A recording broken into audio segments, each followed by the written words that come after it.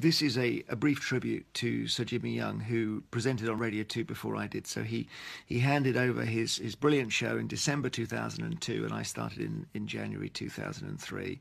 And what I would like to say personally is that I'm very grateful to Jimmy for his role in creating the show that I now do, for the way he realized, and this is a total stroke of genius by him, that you could take what was essentially a pop music show, because he was a DJ. He'd previously been a music star, a singer like Robbie Williams. He was very, very famous as a singer. He became a DJ, and then he thought, well, let's have some speech content here, and why do we have to have talk or music? Why can't we have both?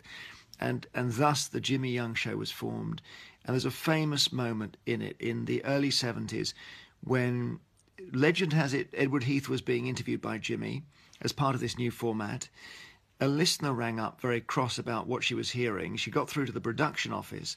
Her comment was noted down on a piece of paper.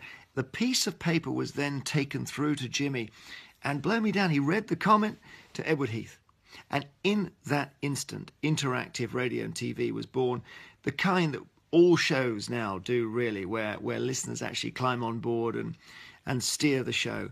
And whenever we get a call from a listener or an email or a text and it's handed to me, often on a piece of paper, I think this is exactly what Jimmy was doing 40, nearly 50 years ago.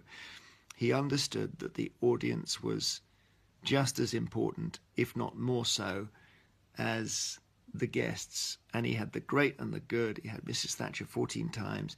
He understood the importance of politics as well, and that politics wasn't just for Newsnight or these so-called top-end shows. It was also something that affects all of us, and he reported politics and interviewed politicians brilliantly. So thank you, Sir Jimmy, for the show that was handed over to me, and I hope I've kept the values that you brought into it safe and sound. And rest in peace.